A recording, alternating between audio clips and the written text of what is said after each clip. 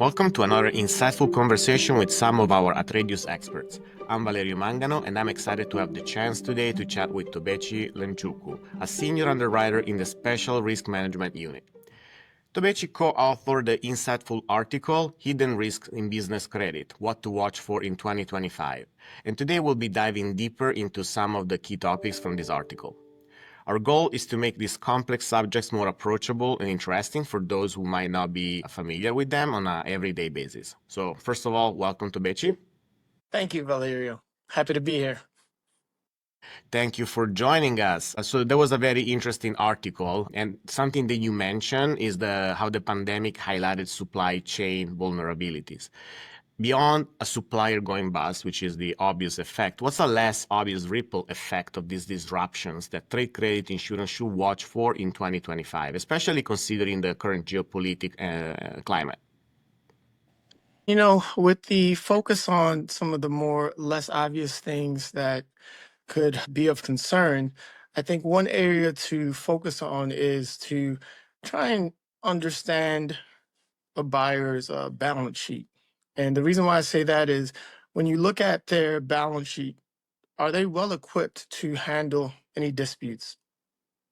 That's of concern to us because when you talk about these supply chain disruptions and vulnerabilities, we've seen cases where you have companies that, they'll take in shipments, but they ultimately won't have the fixed assets to increase their production. So sometimes they'll have materials that have a short life cycle, and that material then gets damaged because it cannot be put into production.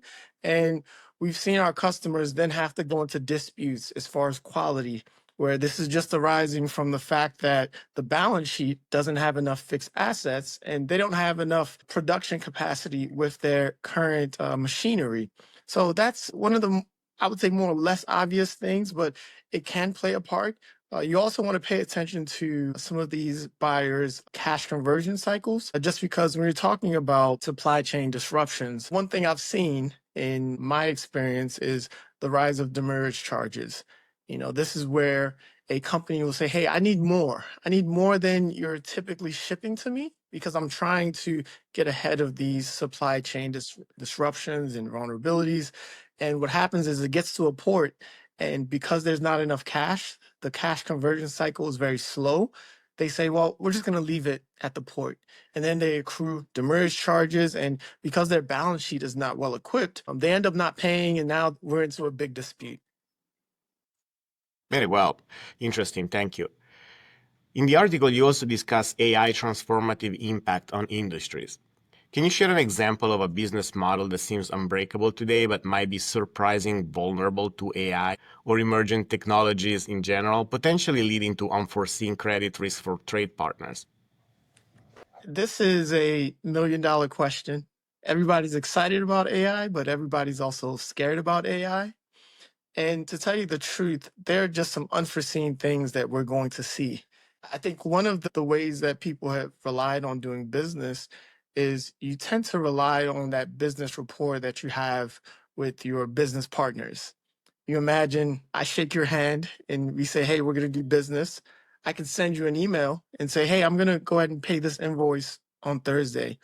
Or I could give you a phone call and I could give you the standard check-ins where I say, hey, how's your wife? How are the kids? And the scary part is AI systems can replace those interactions. We've seen things like deep fakes where people were having conversations and it's not actually the real person. So I think one of the ways that AI will raise risk in terms of trade credit insurance is how do you hold AI or hold a system that's implemented by a third party? When you talk about AI, there are people who are going to be using systems implemented by third parties. And how do you hold a system liable when there's a breakdown in business? You know, you take the example of somebody saying, well, I spoke to this person via email. They promised me I'm going to receive a payment on Friday. Well, that's AI. It wasn't an actual person. And what they did was they studied your patterns. They know you talk to this person every month. And now they're scheduling something to say, well, if he asks this question, we already know the response. So what happens when there's an issue and who do you hold liable? So I think that could ultimately raise the concerns in terms of trade credit insurance for us when you talk about AI. Yeah, that sounds like a pretty sophisticated fraud scheme. But yeah, something that I'm sure we'll see more and more of. You also pointed out the refinancing challenges during the pandemic. So, what do you think are some of the longer term implications for companies that cannot secure favorable refinancing terms, and how might this affect their credit worthiness and operational stability in 2025? Yes, that's a great question. I want to look past just the interest rate and the capacity standpoint when you talk about refinancing. One thing that could be an unpredictable item is springing covenants. The reason springing covenants are important, um, some companies are allowing banks to put these covenants in that will spring up under certain conditions. So you might be doing business with a company and they have availability, but they have a spring-in covenant where if EBITDA falls below a certain level, if leverage rises above a certain level, their availability is going to be impacted. And you're looking at liquidity from a point in time. So right now, this company looks great. But in the event that, let's say, because of the economy, there are some slowdowns, and let's say their EBITDA slows down, or they have to take on more leverage, then their availability is impacted, and that could impact their ability to pay their suppliers.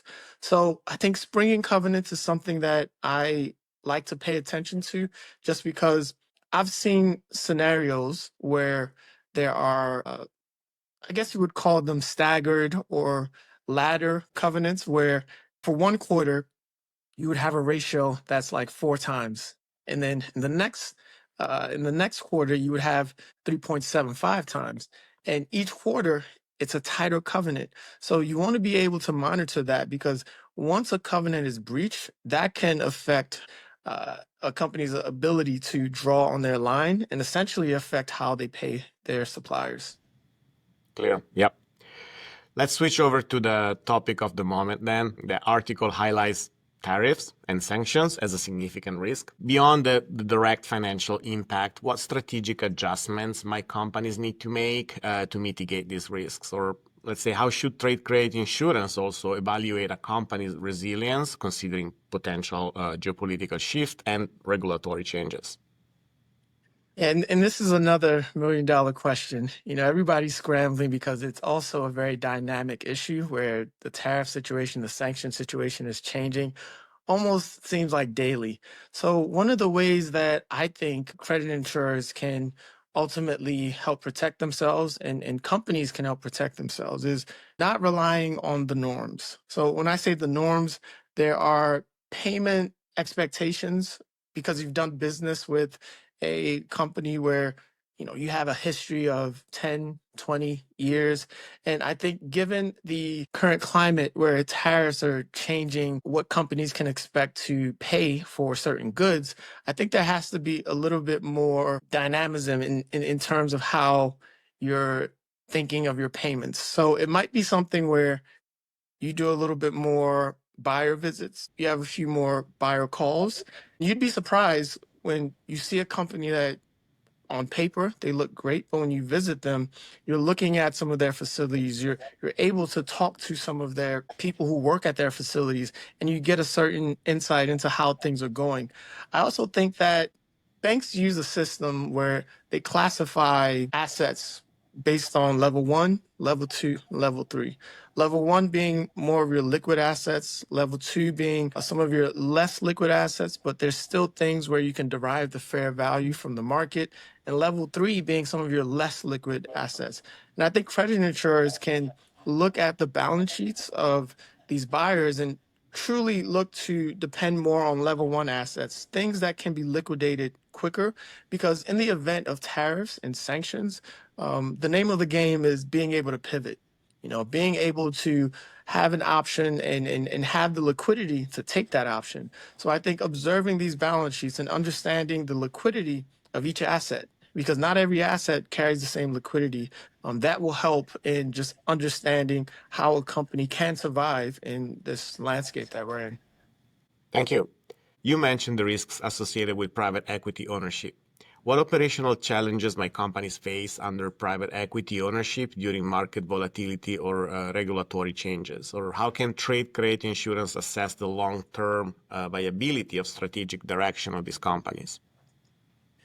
This is another great question because there's always an extra layer of assessment when there's a private equity ownership. You might have visibility, you might have a line to the CEO of a company, but if a private equity company has a majority stake, there's always an extra level where that private equity owner could essentially take the company in whatever direction he wants to take the company. One thing that I would say could be a bit of a blind spot is understanding if that private equity company has used the company that you're doing business with as collateral for a sister company.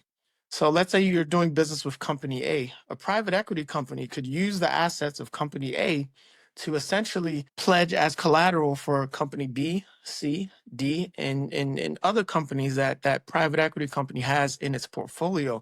And the issues with that are if a sister company is doing poorly, if their performance wanes, and let's say their balance sheet now gets smaller in size, then they have to lean on the company you're doing business with. So they could be affected. So a lot of times, some of these private equity companies, they won't be upfront with telling you that they've pledged the assets of a company you're doing business with. And now you're doing business with this company. The income statement looks great, the balance sheet looks great, but all of a sudden, the lender pulls their availability, and you're saying, how can this happen? But the truth is their assets were pledged for other companies in the portfolio. So it's something that you want to pay attention to. I think asking for visibility into the private equity firm, understanding the history of the private equity firm, if there's a chance for you to speak to the management of the private equity firm, and also seeing the original agreements of their bank lines would help in situations where there's private equity ownership.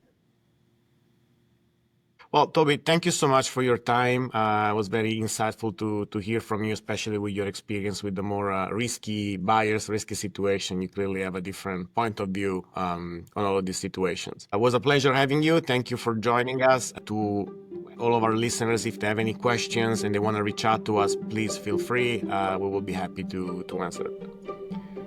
Thanks so much, Valerio. Thank you. Bye-bye.